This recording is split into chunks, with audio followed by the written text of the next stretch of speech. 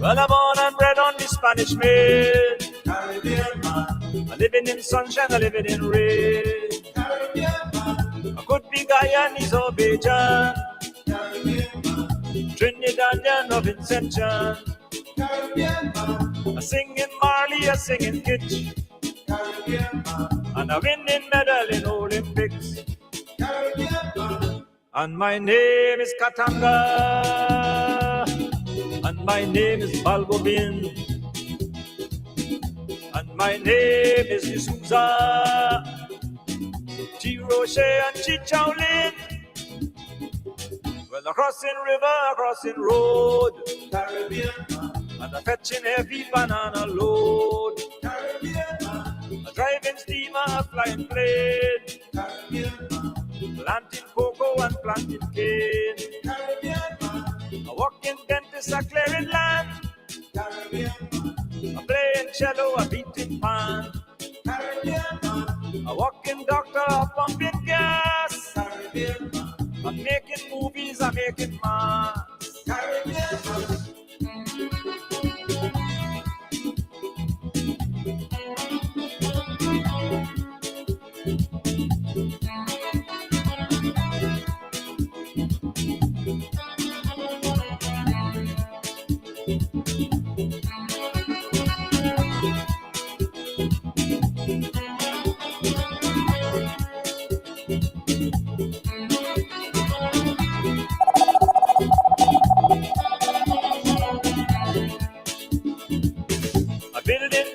Building bridge, Caribbean man. I'm making children, I'm making fridge, Caribbean man. I eating roti, I eating float, Caribbean man. I eating cuckoo and curry goat, Caribbean man. I'm playing guitar, I'm beating drum, Caribbean man. I'm drinking mommy, I'm drinking rum, Caribbean man. And my name is Katanga. And my name is Balgobin.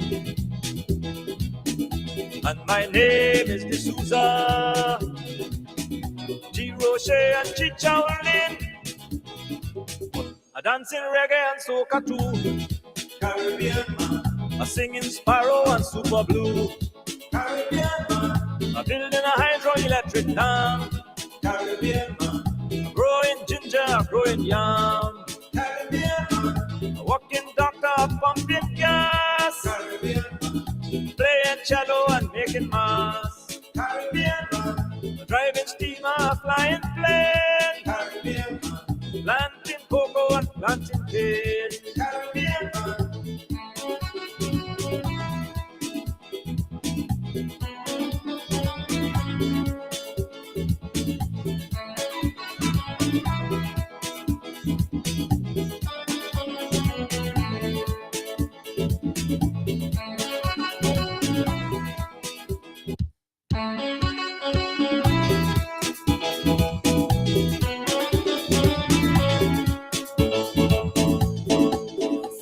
Event in Guyana? Not sure where to find everything you need? Let Timeline Party Rentals take care of it for you. From tents, chairs, and tables to dazzling lights and cooling fans, we've got everything to bring your dream event to life. Whether it's a wedding, a corporate function, or a birthday bash, Timeline Party Rentals has the perfect pieces to elevate your celebration. Call us today at 610-6859 or 628-8978. Don't forget to follow us on Facebook at Timeline Party Rentals. Unbeatable prices, professional service, and unforgettable memories guaranteed. Timeline Party Rentals.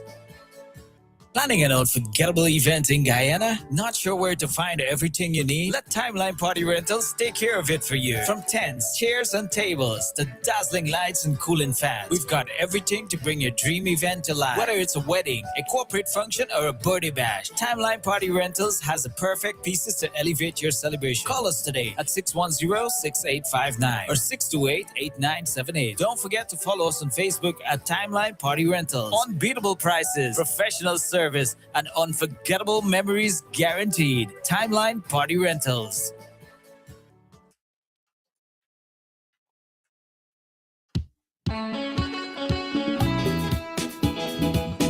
right, 1 2 1 2.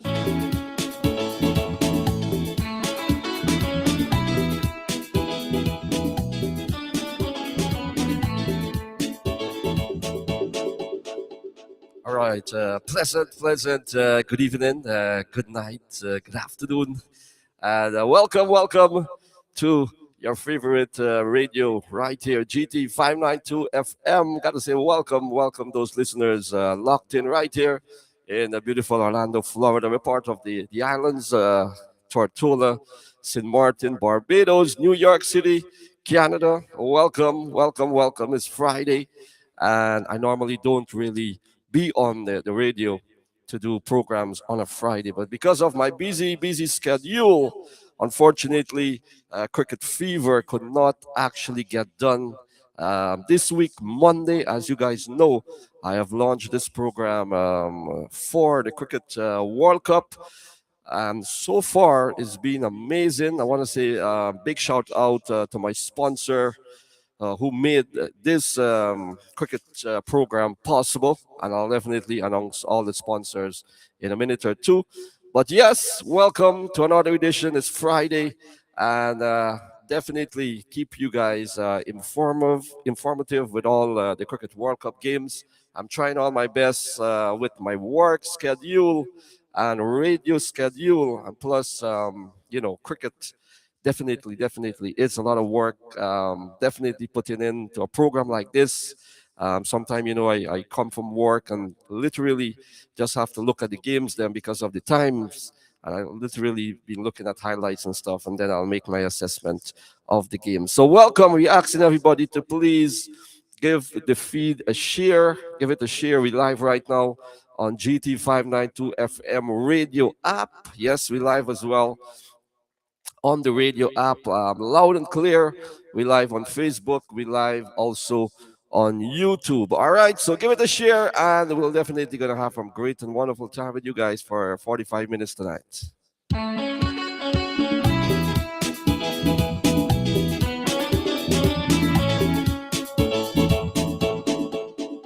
So once again, welcome. 10 minutes after the hour of 6 o'clock. Welcome to another edition of Cricket Fever. Gotta say good night to all those listeners locked in right here on Facebook. Nandi, Mohan, and Rita. Gotta say shout out to you guys, and also all my friends, all my families locked in Tortola in the islands right now. Listen to the broadcast loud and clear. Whatever part of Orlando, Guyana you locked in from as well. Definitely we're gonna have some great, wonderful time right here. Joining us tonight before. Literally, you're wondering who's actually gonna join us. Well, you literally will know who's gonna join us all the way from New York City. The youngest youth commentator. He have already done 3 minor league finals already. Goes by the name of Little Matthew Chaibar. I'll have him in the next couple of minutes or so. But for those people who's locked in, please, we asking you to please share. Please give it a share. I'll definitely appreciate that, of course. So I gotta say, big shout out goes out to my sponsor, and a lot of sponsors, too numerous to mention. And the first sponsor came all the way from Ocala, Florida, Sheikh Samad, down in Ocala. For all your real estate needs in Ocala, Florida, contact Sheikh Samad with Keller Williams, Cornerstone Realty, for over 20 years experience. Could give them a call as well, 352-553-8857, or email sheikhsamad2 at gmail.com. So big shout out to Sheikh Samad down in Ocala, Florida, for all your real estate needs in Ocala. Thank you so much for coming on board and making it possible for my cricket show as well. And Hiralal Beam as well. Big shout out to you, Uncle Hiralal. Thank you so much for coming on board, sponsoring the Cricket Fever as well. And also a big shout out to dear Moti, Angelo Moti, all the way down in Boynton Beach, down in Florida as well. So big shout out to you guys. And of course, Timeline Party Rentals. Yes, Timeline Party Rentals for all event essentials in one place. For all your tables, tents, chairs, light, cooling fan, folding chairs, round tables, tent, you're looking for a event setup, a decor, you could contact Timeline Party Rentals. Definitely. You want to say a big shout out to VJ? Yes, VJ down in the bronze, I think. Yes, down in bronze. Gotta say a big shout out to you. Thank you so much for coming on board and being one of the official sponsor right here for Cricket Fever. Once again, Timeline Party Rentals for all event essentials in one place for all your tables, tents, chairs, light, cooling fans, event setup and decor, and so much more. I have actually done a radio ads which I will be playing in the next 30 minutes or so before we get into our program as well. So big shout out to everybody and thank you so much to our sponsors, Sheikh Samad, Hiral Albeem, Dave Moti, and Timeline Party Rentals, VJ and family from New York. We'll get straight into our cricket segment today. Let's see, our guest is right here. Let's see, little Matthew. Matthew, how are you doing tonight? I'm doing good. Great to be back on. Had another Definitely. action-packed Yes, bit of yes, World yes. Cup action in between, so it's good to be back. Yes, yes. How you keeping, man? How you doing? How is everything in college and stuff? Yeah, it's going good. Getting ready for college, final year of high school, so it's hard to believe it's almost about to be spring already. So I'm almost ready to graduate, which is crazy. But Yeah, I know yeah, time definitely flies. I know, when we did our first cricket show in the Virgin Islands, you were so small and vibrant, and you always have that voice, and you're still here. When your dad told me you actually did 3 minor league finals, boy, I was like really surprised and stunned that you actually been doing this for a long time now. Definitely, yeah, definitely. it's been quite the journey. But yeah, hopefully the weather will get warm soon and we'll be back at it during the summer. All right, Matthew, I'm always excited. I'm always happy when you have the time to come on board, and we do a little cricket program. I always look forward for that. Yeah, it's great to be on. There's always something going on with cricket. It's a sport that's played year round, so especially now with a World Cup. So it's great to be on. Yes. Before we get into our cricket gaff tonight, let's recap a little bit what's been happening. But first and foremost, I'll tell you about the Group 1 and also Group 2 in terms of all the games played and the points table. So let's go. Group 1, as you guys know, for Group 1, and people are sending me messages. They are calling. Guys, please, I can't answer any call right now. I can't answer any message right now. I'm working with a time. I'll definitely have to sign off by 6:55. So Group 1 is South Africa, West Indies, India, and Zimbabwe. West Indies, they have already played 2. They have won 2. They have, let's see, yes, South Africa, West Indies, India, and Zimbabwe. That's Group 1. South Africa have played 2. They have won 2. They haven't lost any game as yet. They have 4 points with a net run rate of 2.89. West Indies, they have played 2. They have won 1. They have lost 1. They are on 2 points. Net run rate 1.79. India, they have played 2. They have won 1, lost 1. They are on 2 points with a negative 0.10.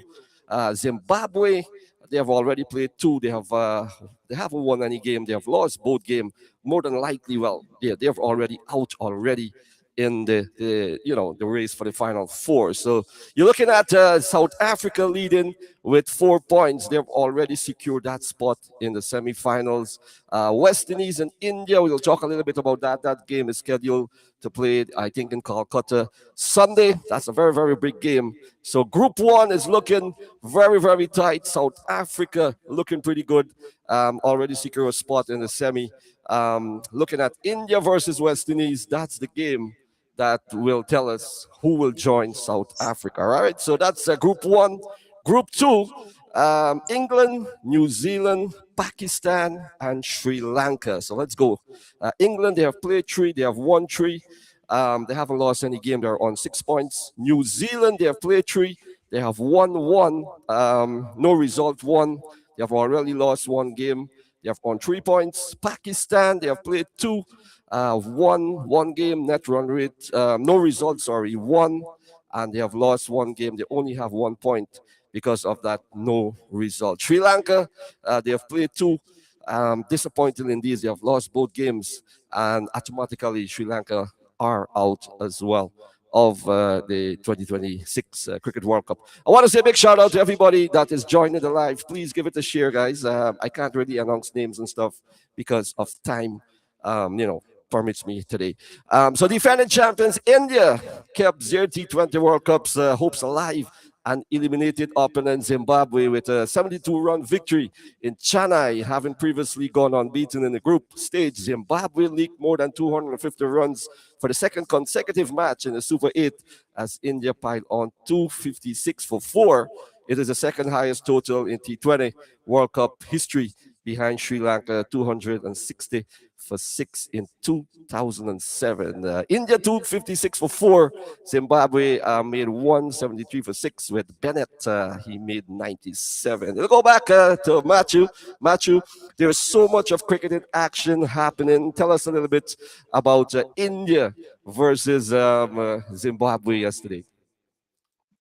Yeah, I mean, you've probably got to feel a bit here for Zimbabwe, considering the two. First of all, the group that they have had to go in, considering you're looking at maybe the three best teams in the tournament, perhaps at least coming into the Super 8s. You were thinking that maybe the West Indies, South Africa, and India were probably the three strongest teams coming into the Super 8. So having the underdog Zimbabwe, it was always going to be a tough group from the start.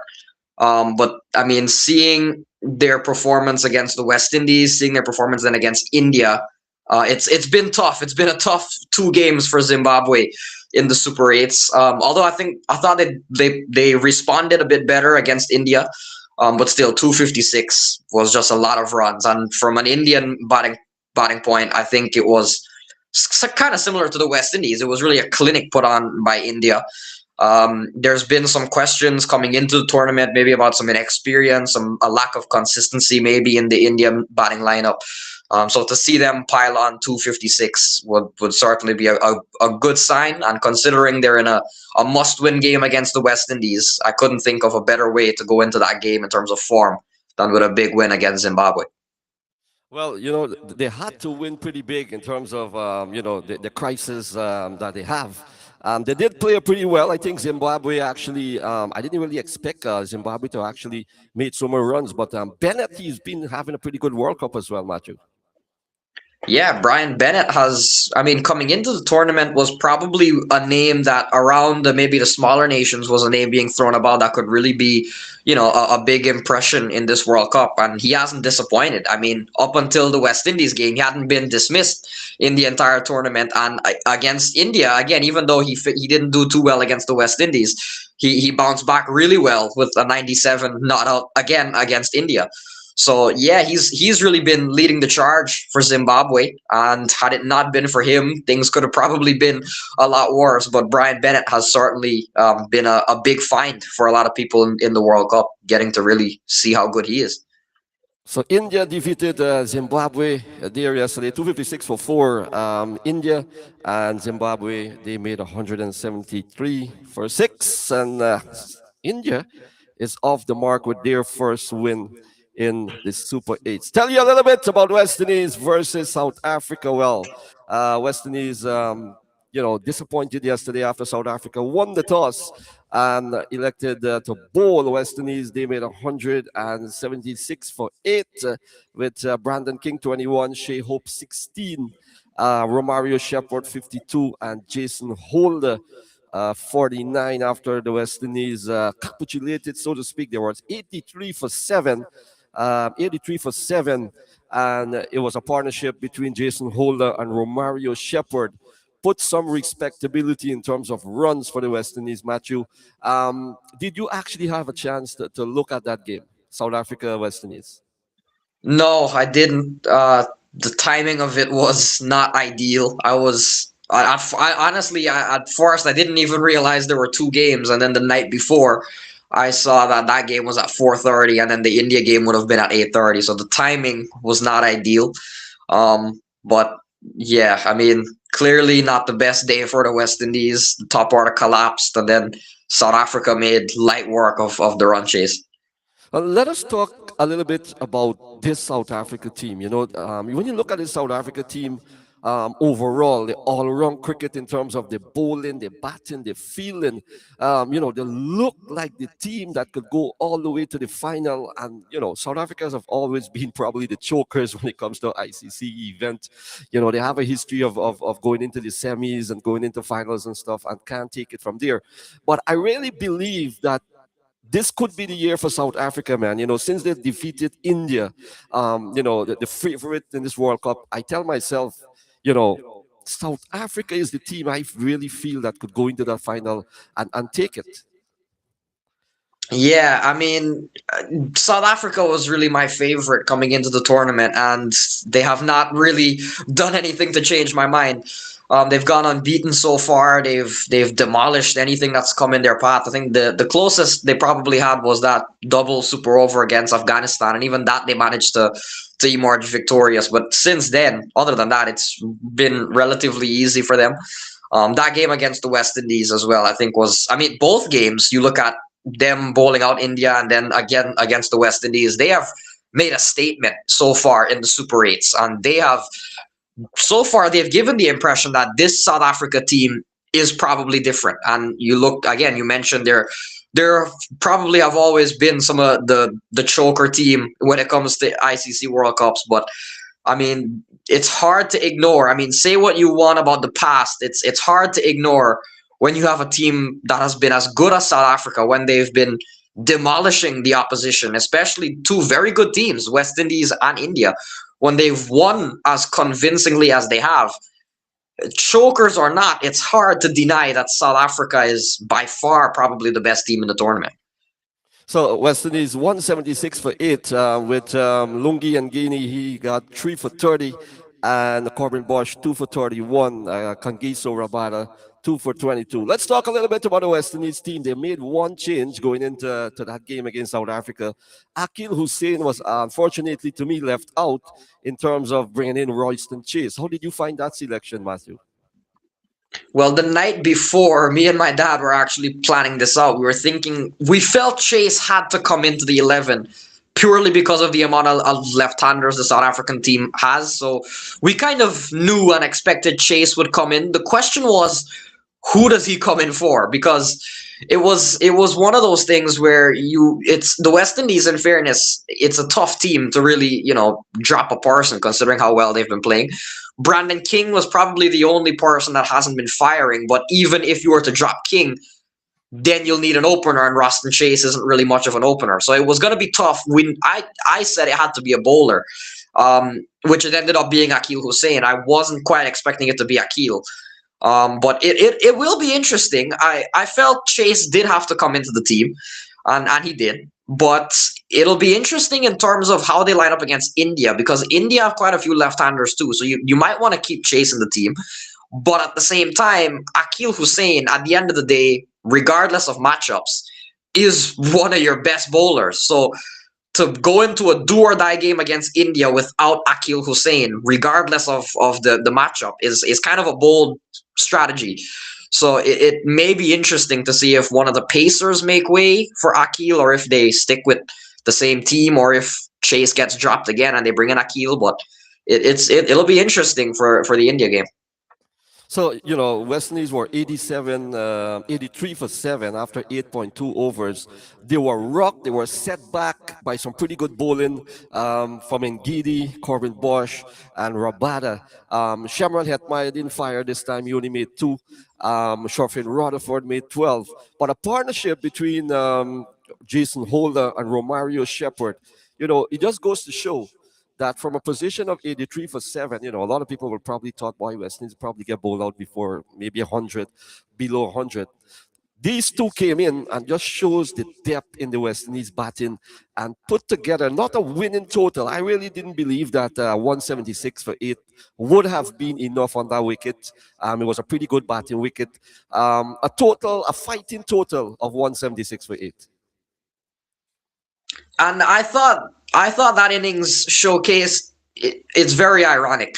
I thought that innings showcased probably the West Indies' biggest weakness and also one of their biggest strengths in that one innings. Correct. It showed, I guess, how volatile the batting lineup is. And we talk about guys like Brandon King or Hetmeyer or Rovman Powell and Rutherford, we talk about how talented they are, but also how inconsistent they are.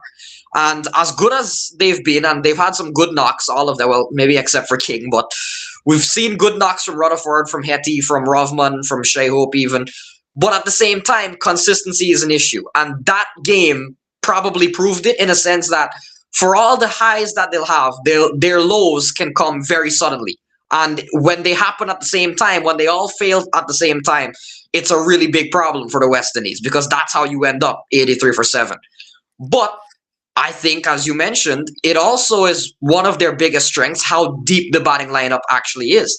And even by looking at their squad, their tail is so strong. You have guys like Jason Holt and Shepard, and probably a bit of an understatement calling them tail enders. They're capable batters in their own right. But even guys like Akil Hussain or Gudakesh Moti or Shamar Joseph, Matthew Ford, all of them can bat. All of them can give the ball a whack if needed. So it was interesting. I feel like we saw a little bit of the volatility in the top order of the West Indies and what can go wrong. But at the same time, we also got to see how deep the batting lineup is. And even if they are 83 for 7, that don't count them out just yet because they have the firepower at the back end to make up for it. I mean, you have seen a lot of international cricket, a lot of international cricket, you know. But let's talk a little bit here about the West Indies. First 6 over in that power play. In the power play there, we have looked like West Indies are the team that's gonna be coming down all guns blazing in that first 5-6 overs. They don't probably care if they lose a 2-3 wickets. Did you think, Matthew, that they actually go a little bit too hard in that power play? I think the West Indies, I feel you've kind of got to allow them to really express themselves. I feel like they're a team that and it's been working for them, in fairness. They've been putting up some very good totals. But yeah, I mean, when you look at some of the personnel, I mean, Shea Hope is a bit more of a balance. But you've got a guy like Brandon King, who, I mean, especially he hasn't been in great form. And in fairness, we did see a little bit of Brandon King. We saw him kind of try to hit his way out of trouble. He got a quick 20 something. So when you have a guy like him who's been kind of struggling for form, you can maybe allow him to just tell him, listen, Brandon, we'll just let you go. Have a look at it, see how the wicket's playing, and then just be yourself. Just go out, be brave, and don't go into a shell. Even though it hasn't been a great cup for you so far, back yourself, go out and play your shots. And we did see a little bit of that. Hetty coming in at 3, we talked about it last time. We felt it was probably a good position for him to come in and kind of really go hard in the power play. So, yeah, I mean, when you have guys like that, I think you want them to really go guns blazing in the power play. But as we know, when you have a strategy like that, the highs are really high and the lows can be really low. So, I mean, Matthew, you're telling us come Sundays that the West Indies, you want them to continue play the way they've been playing in the World Cup. Yeah, I mean, I don't see why one game should really influence an entire strategy. I mean, it's gotten them this far. And in fairness, South Africa, like I said, is probably the best team in the competition. So there's maybe not a whole lot of shame in losing to South Africa.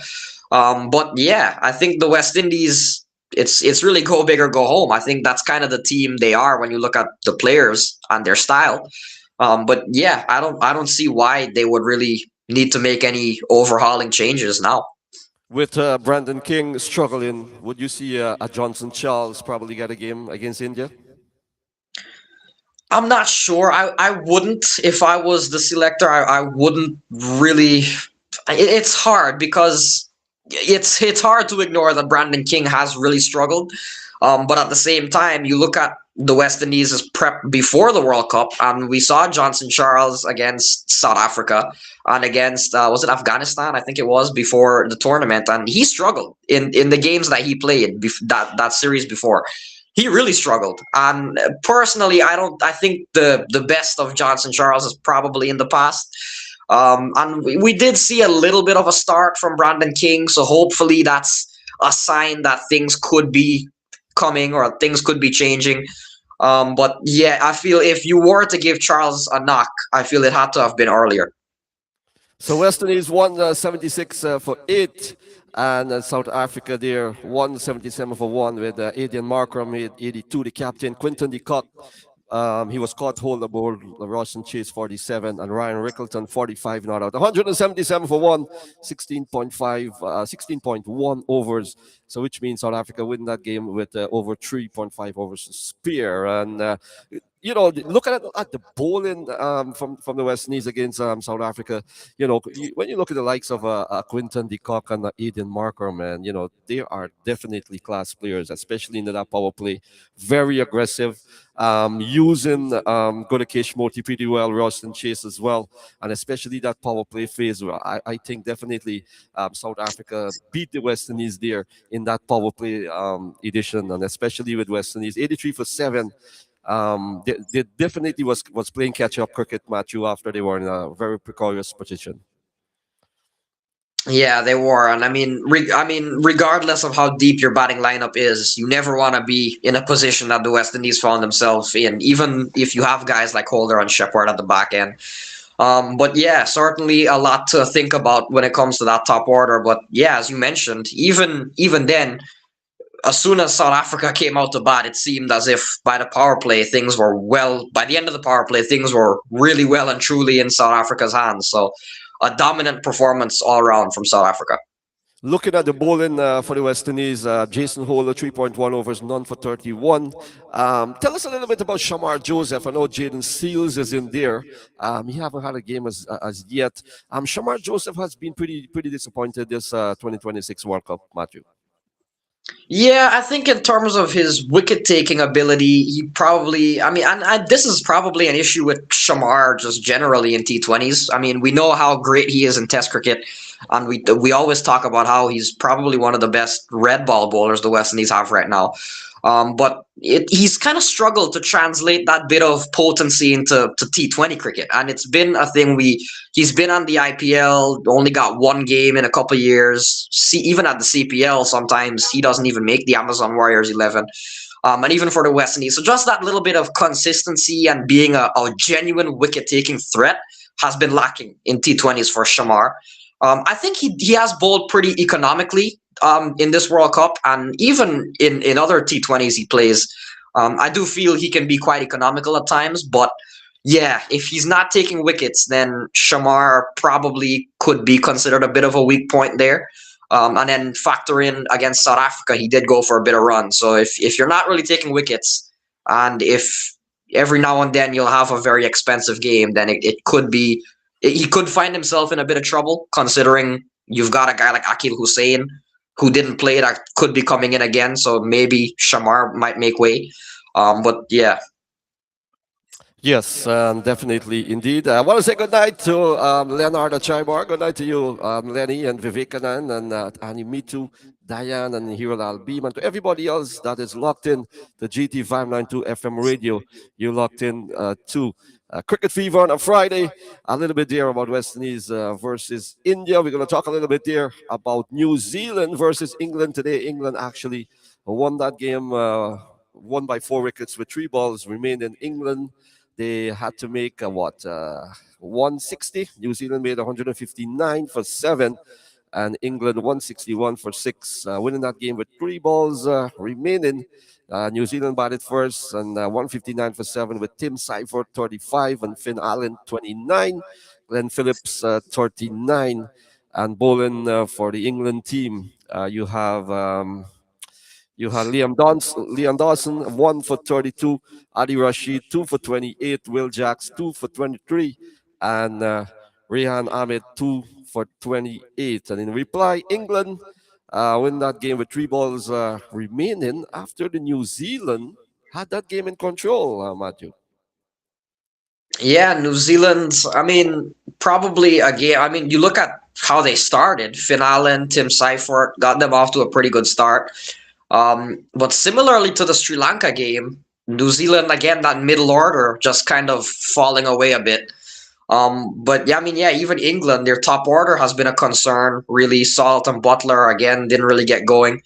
Then Tom Banton, Will Jacks, Rehan Ahmed really pulled things back, and Will Jacks has been a match winner down the order for England. I feel he's kind of flown under the radar a bit because he hasn't gotten necessarily like 70s, 80s, 50s, but those 20, 30 runs that he's been producing at the bottom have been really crucial with England, considering England's batting hasn't necessarily fired to the potential we know it has, but Will Jacks has certainly been a difference maker with both bat at the lower end and with his bowling. So he's been quite an impactful piece for England, and he showed it again today.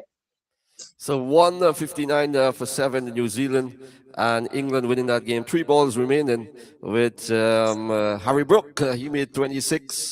Jacob Bethel 21. Tom Banton 33. Sam Corrin 24. And Will Jacks 32. 18 balls, 4-4-1-6. And Rehan Ahmad 19 of 7 deliveries, 2 sixes and 1 4. So you look at Group 2, England, New Zealand, Pakistan, Sri Lanka. You look at that game. I know Pakistan and New Zealand still have 1 game remaining, Matthew? Pakistan and Sri Lanka. So it'll be all or nothing for Pakistan. They'll have to win, and they'll have to win by a certain margin regarding net run rate. So they'll have to really batter Sri Lanka in order to qualify. Definitely. Well, Group 1 is the group that it's been very, very challenging, and we will know who are actually joining South Africa in that Final Four. South Africa, they've already played 2. They have 4 points. West Indies, they have played 2. They are on 2 points. India have already played 2. They are 2 points. And West Indies and India Sunday, man, it's going to be a clash of the Titans, so to speak, because Calcutta, we know a history about West Indies in Calcutta. They have a pretty good record in Calcutta, Matthew, and they always play their best game when it comes to Calcutta. I really feel that if India bat first and put up a very challenging total in terms of over 200, I'm really going to put my money on India to beat the West Indies in Sunday's game. Man, it's a really big one. The West Indies South Africa game was probably the biggest game of the tournament. This one is probably right behind it. I mean, maybe in terms of what's on the line, but I still felt the South Africa West Indies game was probably a bigger contest. But this one certainly a lot more meaningful, considering it's the last game that they'll play. Yeah, it's a tough one. It's a tough one. I think. I mean, you've got to maybe say if there was ever a time to maybe capitalize on India, it's probably now, because as we said, it's a newer team. It's a lot more. There's no Kohli, there's no Rohit anymore, there's no Jadeja anymore. The bowling is still very good. But even the bowling, Zimbabwe fared pretty well against that bowling attack. We saw Brian Bennett bat really well. But the batting, it's really going to come down, I think, to India's batting. If India's batting can produce what they did against Zimbabwe, and albeit the West Indies is probably a bigger challenge than Zimbabwe, but if guys like Abhishek Sharma and Ishan Kishan can find form, we saw Hardik Pandya do his thing in the last game. If Surya Kumar, if those guys can really tee off and showcase some of that IPL form that we know and we're accustomed to seeing from them, I think that'll be a challenge, and I think that's really where the game is. I do feel the West Indies will bounce back really well. I think, in a sense, the batting failure against South Africa was kind of a wake up call. It can't be everybody firing every game. So to have, I think, most of the team fail against South Africa, I think it sets them up for maybe a better performance against India. But yeah, I think the game will come down to India's batting. Like you said, if India can post doesn't have to be 256, but if they can post 200, I do think the West Indies have the batting for it. But with that Indian bowling attack, it'll probably be tough. So I'm very happy that you said that, Matthew. I have so many cricket fans who have been messaging me, and they are locked in, listening on the app.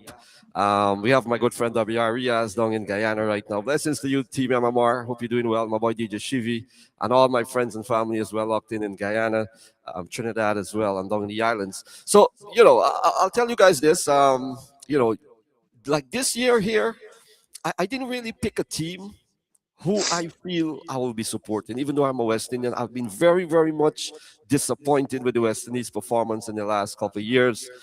It's like the passion haven't been there coming from our West Indian fans in supporting the West Indies team. Even though I have my West Indies T-shirt, I have so much West Indies T-shirt there. As a kid, I always love West Indies cricket. I always feel happy when they win and they dominate. But in the last couple of years, man, they've been very, very disappointed. Coming back to the World Cup, and I'm talking the Cricket World Cup, nobody actually give them a chance in saying, hey, you know what, the West Indies will be in the Super 8s. I didn't give them a chance. I didn't really give them a chance at all to be in the Super 8, knowing the fact that, they've been having some very, very poor record. But you have to give credit where credit is due. The West Indies they have played some very good cricket. They have played some fearless cricket, so to speak. And, playing in India, where they know the conditions, players like Shamron Hetmaya, Romario Shepherd, Rutherford and company and stuff. They have played pretty well. Now, Sunday's game will test not only their ability in terms of bowling and in terms of containment, but it will test their all-round capabilities as a team in terms of, hey, it's either we win and it's either we lose or we pack our bags and go home. India, on the other hand, I really feel that India will hold the advantage coming into Sunday's game. Two reasons: they're playing at home, and also they know how to win big games. West Indies definitely are the two-time champions as well. Neck to neck, if I have to probably pinpoint a team who gonna probably be his favorite, I'll put India, really, because they're at home, they're playing at home. But I do feel that the West Indies team can defeat India. They can defeat India, but it's going to be a good game. Matchup, when you look at players like Abhishek Sharma, Sanju Samson, I'm very happy that he actually played against Zimbabwe. Surya Kumar Yadav, Ishan Kishan, Hardik Pandya, Jasprit Bumrah, Aksar Patel.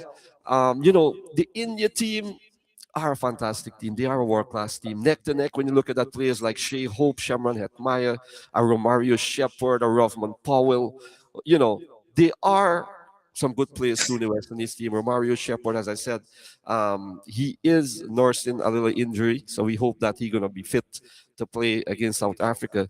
But as you said, Matthew, don't underestimate the West Indies team. Yeah, and I think that's actually been a sentiment I feel like the team has kind of carried. And going back to your story of being a West Indian fan, how frustrating it's been for the last couple of years, I feel like it's something about the way this team has played. And we know, in fairness, if there's one format that the West Indies can beat anybody in, it's T20. And we know they've got several players that can dominate on any given day in T20 cricket. They're a team that has, with the crop they have right now, they're meant for T20 cricket. And I feel they kind of know that. And I feel they've kind of been like, well, listen, we're probably, a lot of us are, a lot of fans around the world probably aren't favoring us to make it this far. But T20 is our game. Guys like Hetmeyer, guys like Rovman Powell, guys like Rutherford, the guys like Holder and Shepherd at the back end, that's what they do. They hit ball for fun. So coming into this tournament, I guess considering that, hey, this is probably our format. This is our best format. This is the chance for us to really go out and express ourselves and play how we want to play. And we have the quality to do that. And I think it's probably been a good, and they've just been riding the highs ever since. I mean, unlike last year, they kind of started off, they won against PNG, but that in itself was kind of a frustrating game. A game they probably should have won very easily, ended up being a last over victory. But this year, it's been really dominant from the start, and their only roadblock was the loss against South Africa. So I think mentally it'll be an interesting game as well because it's a tale of a team that has been really struggling, in fairness, with the West Indies, a team that has been struggling to really find an identity, a team that has been struggling in terms of like support wise. I don't think it's been, like you mentioned, it's probably not the same passion or the same, joy in being a West Indian fan. And on the other hand, you have the most followed team in the world, the most backed team in the world, and they're at home. So mentally, it's a tale of two very different teams that have come into this World Cup and been through this World Cup, two very different journeys. And I feel like that's a part that is probably very often overlooked. We all talk about what it is, what happens on the field. But off the field, I think it's a very interesting matchup in terms of support, in terms of attitude, in terms of culture. It's a very interesting matchup. Matthew, the team that actually won the toss, what do you think they will do? I feel you have to both. In my opinion, I think it's a game that you have to win with your batting. I feel that's what it is. I feel if India, I expect a high scoring game. If this game isn't a high scoring game, then I'll be very disappointed in both teams. But I feel this has to be a game you have to win with your batting, and you have to. I would suggest you bowl first. I mean, in T20 cricket, bowling first is like that's almost automatic. I mean, I know New Zealand won the toss and batted today, but really in T20 cricket, bowling first is almost a guarantee. And once you have that total in front of you, you just got to let your batters loose. And I think it has to be a game where your batters has to win. That's for India, and that goes for the West Indies. I think it'll be a batting dominated game. Do you feel if India win the toss and give the West Indies the bat first, do you think that we could literally contain India with their batting lineup? I think so. I believe the West Indies. I don't see them having two collapses in a row. I feel like the batting has been too good in the World Cup, as inconsistent as they could be. I feel the batting has been really good for the West Indies, and that South Africa game, of course, that was their one low. But I don't see that happening. I don't see that happening twice in a row. I fully expect the West Indies to bounce back really well. And I expect them to put up a good total. But again, it'll come down to India having to chase it. And I feel like having that total in front of you in a game like this, it's important. And I mean, I don't know. I mean, that's just me, but I feel bowling first and having that total in front of you and telling your batters, look, this is what is at stake. This is your time. Let's go out and chase it down. With Akil Hussain didn't play in the last game. I literally think he should be included in Sunday's game for the inclusion of Roston Chase. I think so too. I mean, talk about matchups all you want.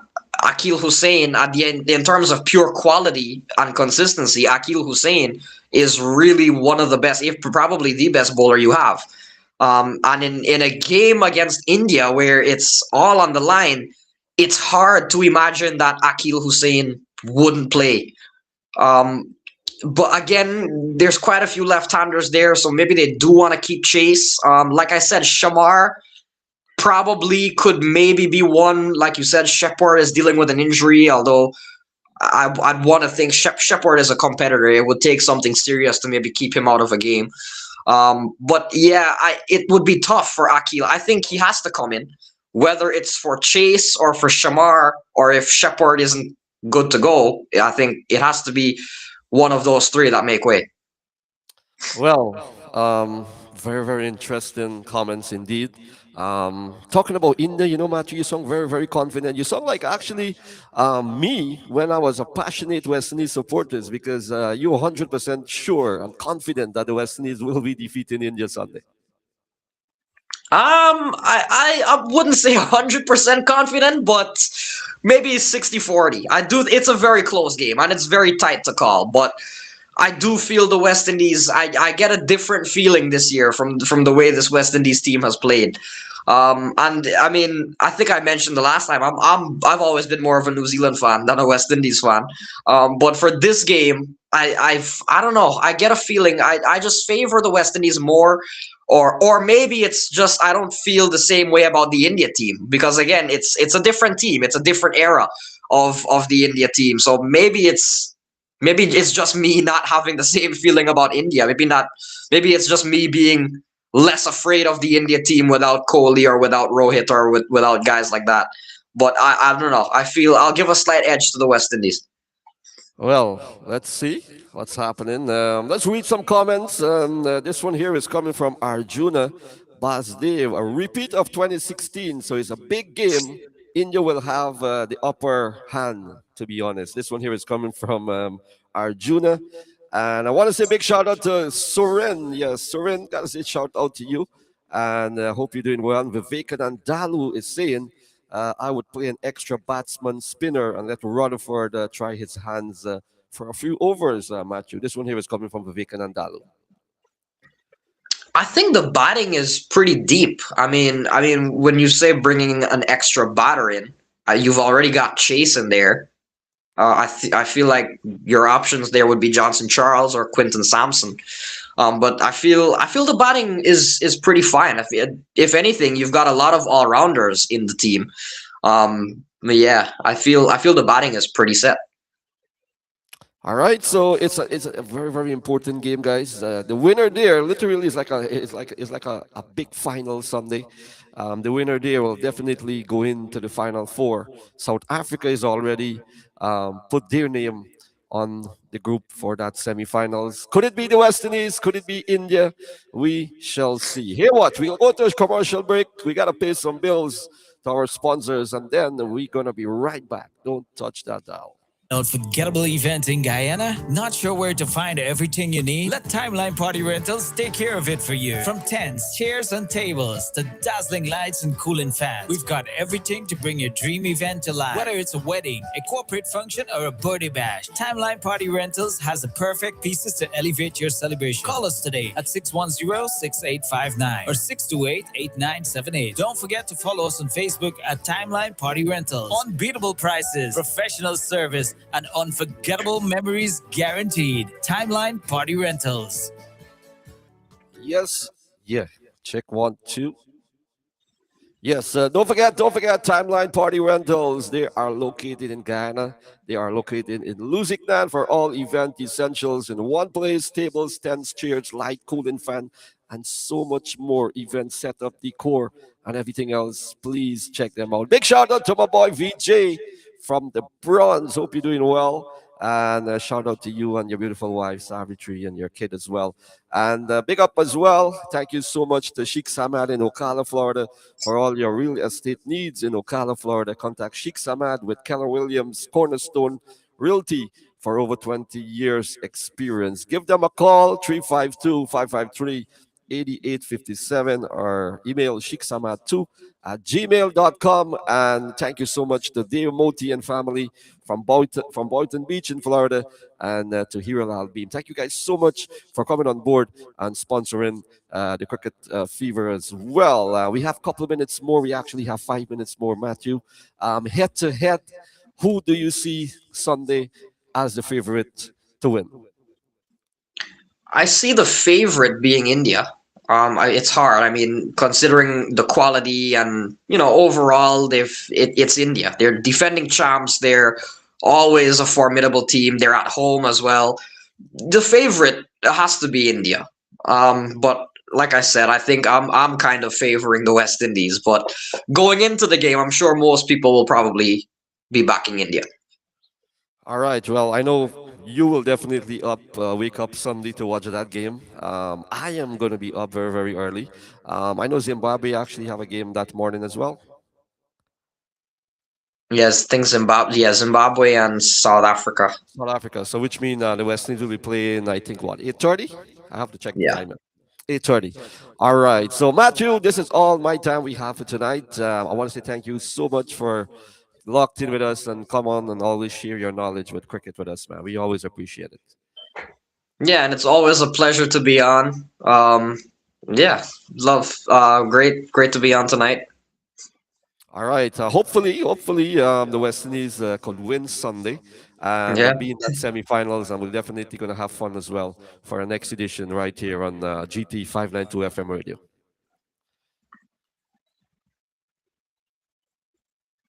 All right, Matthew. So have a productive night. I'll definitely touch base with you on our next edition of Cricket Fever. All right, I got 3 minutes more before wrap up time. I want to say thank you guys so much for locked in into tonight's edition. Definitely, it's always fun being here to do a cricket program.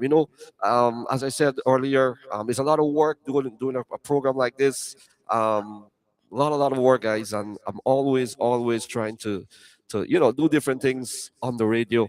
I want to say big shout out to all our sponsors to coming on board and sponsor the segment. And good night to everybody taking a little time out and locked in with us. Unfortunately, I supposed to have my boy Lake Raj Nimraj, but unfortunately he could not make it to tonight's edition. All right, DJ Dre is coming up Friday right here, GT592 FM radio. That's all my time I have for tonight, guys. Have a productive night. Thank you so much to Sheikh Samad in Ocala, Florida, for all your real estate need in Ocala. Contact Sheikh Samad with Keller Williams, Cornerstone Realty for over 25 years experience and more. Give them a call, 352-553-8857. Email sheiksamad2@gmail.com and to Timeline Party Rentals down in Lusignan in Guyana for all event essentials in one place, for tables, tents, chairs, light, cooling fan, event setup and decor, so much more. You could contact them down in Lusignan in Guyana. That's my time for tonight. Have a productive Friday night, and don't forget 8:30 a.m. Is India versus the West Indies, and the winner of that game will join South Africa in Group 1. All right, have a productive night.